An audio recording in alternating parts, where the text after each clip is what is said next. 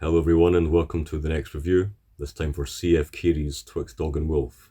As always, starting with the back of the book. C.F. Keary's collection of stories and sketches, Twixt Dog and Wolf 1901, is one of the rarest and most sought after volumes in the annals of weird fiction. Collected here are The Message from the God, a decadent paean to the great god Pan; Elizabeth, a tale of witchcraft in medieval Germany that John Buchan called one of the finest witch tales I know; The Four Students, a story of black magic and alchemy in the bloody days of the French Reign of Terror; and a series of 10 fantasies, bizarre and hallucinatory nightmares in prose. The title is fascinating, Twixt Dog and Wolf, just on a surface level, but as I read in the introduction, it's actually based on a French saying indicative of, or evocative of, the twilight period. Twilight is the time between dog and wolf. As James Machin says in the introduction, a lot of these stories are really evocative of the twilight period, the strange forces that work upon us during this time, as of course much old weird fiction does, or sets out to do rather.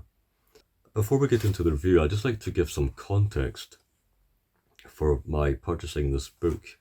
I've tended to stray away from weird fiction and dark fiction in general. I've found one of the reasons for that is I've often felt that I don't really want to waste or spend my time on stories that deal with subjects and ideas that I don't really support, for example the occult. And I think in the old days I used to just read for the love of the story, I suppose.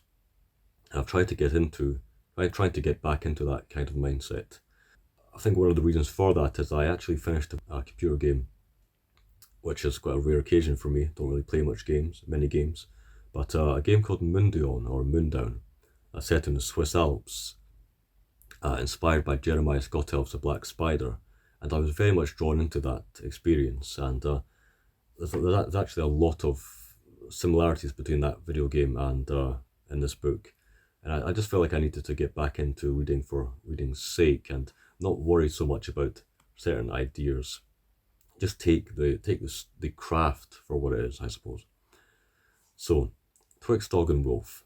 I will lightly skip over the very first story, The Message from the God, as it's very short and I don't want to give too much away. But as the back of the book says, it's a decadent paean to the great god Pan. It's about chthonic forces. These forces that are always kind of bubbling beneath the surface, and we can ask perhaps what will happen when the old Greek religion fades away as the temples crumble. Will perhaps the worship of Pan return? And I was actually fascinated by the fact that the story is set in ancient Greece. The story is really a reflection, I think, of Keary's background in historical studies, comparative mythology. I think he was quite a Renaissance man. He was interested in numismatics and things like this, and he eventually transitioned to writing weird fiction. So as for The Message from the God, I will just give a brief excerpt. "There are no gods but ours," reiterated Glaucon, and at that moment a whisper came from the reeds beside them, and a certain fear fell upon the speaker. "There have been other gods," his companion replied. "Here I have heard that, many ages before your Apollo had his temple, Titanus was a god, whom Pan begot by the nymph Aegle. Now some only of the shepherds pay their vows to him. Yet whether men bring him sacrifices or no, he cares not at all, neither he nor his nymphs. But they play still among the reeds here, where the fresh water runs into the sea, only our sight is dimmed, so that we can no longer see them. And if your temple should crumble into dust, as indeed it is no longer fresh and new as it was at the prime, for I doubt there be not such large offerings to Grynean Apollo as once there were, yet will the river god continue there to disport him in the soft water. Unto thee then, O Titanus," he cried, turning his back upon the temple and his face to the rushes, "I vow a spotless kid 3 days hence at the new moon." And as he said this, Lysias laughed. But Glaucon shuddered, for he knew by the prophecy of the Thracian that Lysias had spoken an ill-omened word.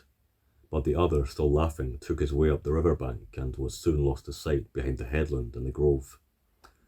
Then Glaucon turned about and ascended to the temple to perform the rites.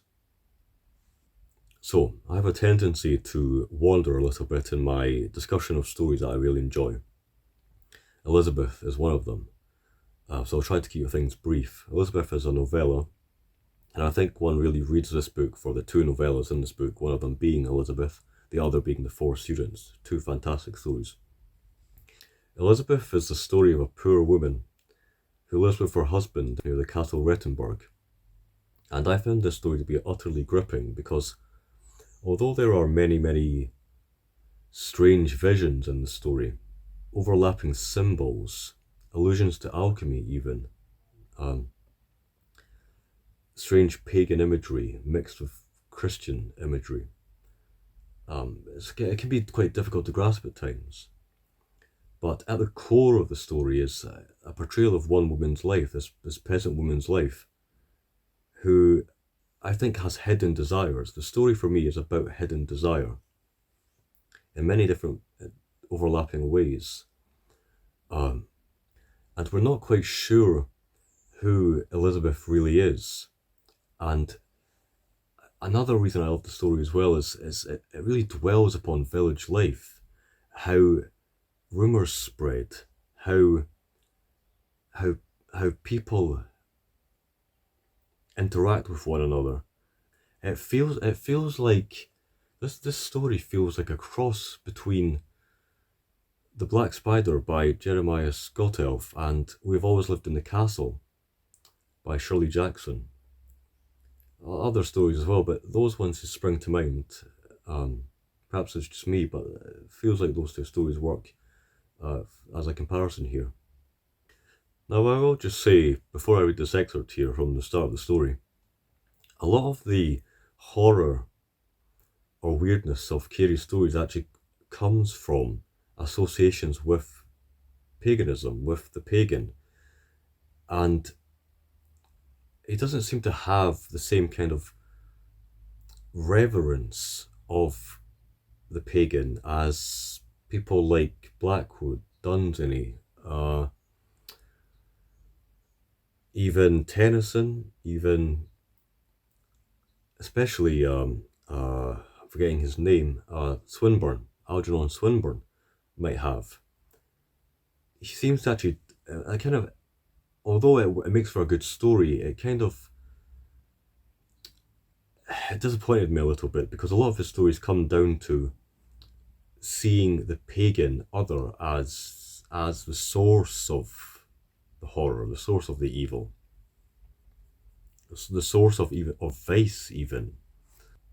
Negative qualities are kind of attached to pagan imagery and ideas, and I'm not too sure about that.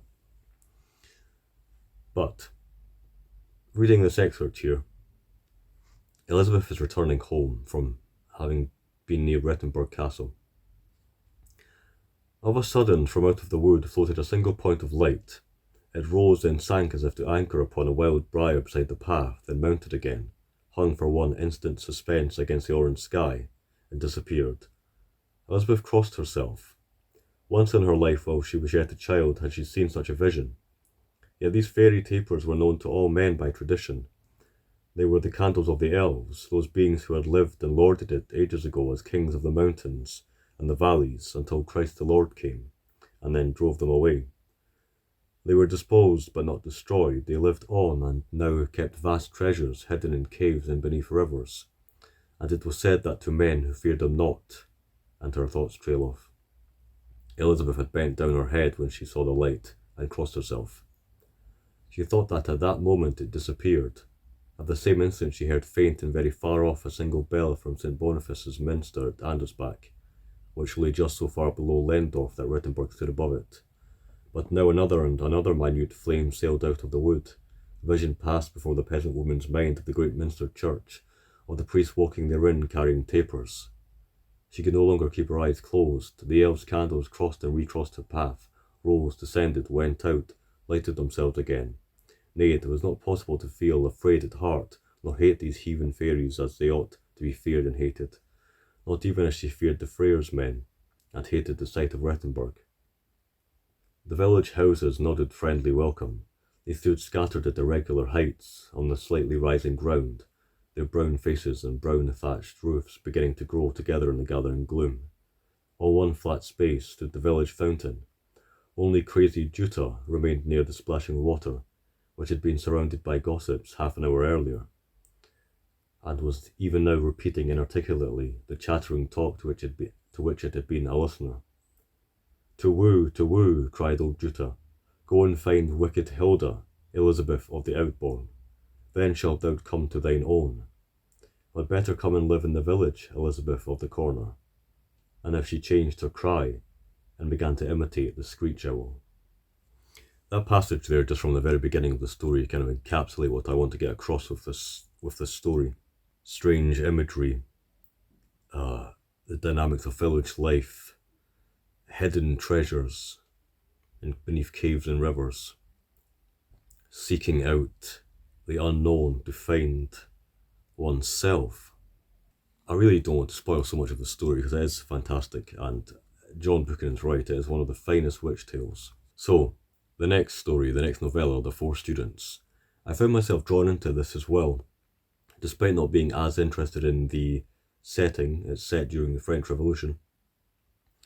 And also I did find myself a bit apprehensive about the content of the story, in that, again, it deals with the occult.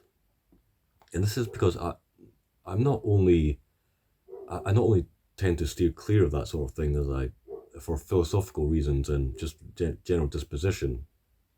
I really like New Age ideas and whatnot, but I do find that stories that feature the occult, the black magic and the devil and whatnot, the stories that feature this type of thing tend to just boil down to the work of the devil, that sort of thing. It doesn't really hold as much interest for me. But nonetheless, the story did actually work upon me, and I found it to be quite engaging. One reason for that is that, just like Elizabeth, the story, although it's called The Four Students, is primarily an in-depth look into the troubles of one particular student, Renaud. So one night, these four poor students, kind of huddled around their one room that they share together, the winter of 1787, and they open a book, an old book, De Invocation Spirituum by John of Mentz, and they perform a ritual. So without giving too much away, I will just say that the story involves a kind of layering effect, a kind of superimposition of occult forces and the gradual heating up of the French Revolution. Years pass, and Renaud has stayed where he is in life, living always in his little room, whereas his friends have gone out into the world and accomplished great things. And Renaud is an unhappy, broken person, and he wanders the streets of Paris, and he doesn't have any real direction in life until he enters a church and has these strange visions of an older time. And I find that a lot of Keary's stories kind of layer together the past and the present, and it really works well. And again, in this story, for those that are aware of the term, it features a genius loci, a spirit of a place. And this spirit works upon Renaud and gives him a sense of purpose in this troubled time. For me, I think the story is fascinating because it kind of makes a connection between the ages down the passage of time, showing that humans have always committed atrocities and a drive to commit violence, again, down the ages.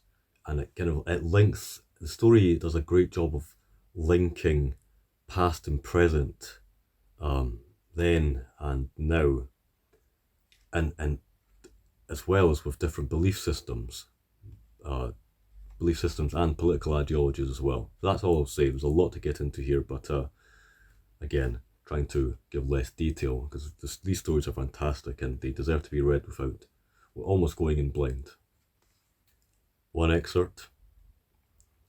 Then it was as if a wind blew through the church, and yes, Renaud heard the rustling of boughs above, and it seemed as if the moon were struggling to shine through branches far overhead. It was but a momentary vision. Again he was alone in the church, and grey evening was changing into night. Ye spirits of the earth, said Renaud half mechanically, as the old conjuration came into his head, I call and conjure you. Be ye my aiders and confederates, and fulfil whatsoever I demand. I am, and I was, said the voiceless voice, and laughed again. So the very last section I will just discuss briefly, as these are fragmentary, almost prose poems, the Phantasies, the 10 Phantasies.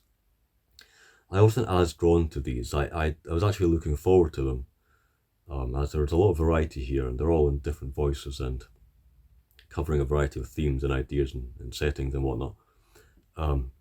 But I wasn't really gripped by them. There was only a couple that I found really kind of engaged me. One of them was The Alp Wanderer, which for me was very much like a Blackwood story. I've written here, some places man should not go or cannot go. This is an incredibly atmospheric story. It's 2 pages long. I'll just try and give you a short excerpt here. The snowfields were swept by the skirts of the cloud, rainbow tinted at the edges, and between these looked on them the face of the moon as the face of a friend. Below on earth mortal men praised her and appeased her with nameless sacrifices. She moved unheeding, girt round by sombre night, spreading awful shadows through the midnight wood. The mandrake felt the touch of her beams and half unloosed its clinging root beneath the soil. Dark hellebore matted itself in the thicket and gave forth its deadly odour. And Penthesilea, with fearful incantations, moved now in the light, now in the blackness, gathering the herbs which were to serve her in her obscene rites, while holy mortals slept. But one man passed far above these things, too far for sight. He yet made, had there been any to behold him, a single dark stain upon the unapproachable whiteness of the snow. But his face, ever lifted towards the moon, showed the paleness of the planet, and in each of his eyes she saw herself. I think I will leave it there, as the review is rather long. Suffice it to say, there's a lot of texture here, lots of different voices and settings in these short fantasies, very fragmentary, almost prose poems. Professor looking into firelight and having strange visions of historical time periods, almost metaphysical, strange, very, very short and fragmentary stories like Blauerburen about a reflection in a pool. A weird, almost Kafkaesque Lagottian story called The Puppet Show. There's a lot here, but suffice it to say, I enjoyed this book, and I can see why it's one of the rarest and most sought after volumes in the annals of weird fiction. For anyone that appreciates people like Arthur Machen, Blackwood, Lovecraft somewhat, even Lord Dunsany, I would say, I think they will find that this is a very worthwhile book to read. So thanks for watching, everyone. Until next time.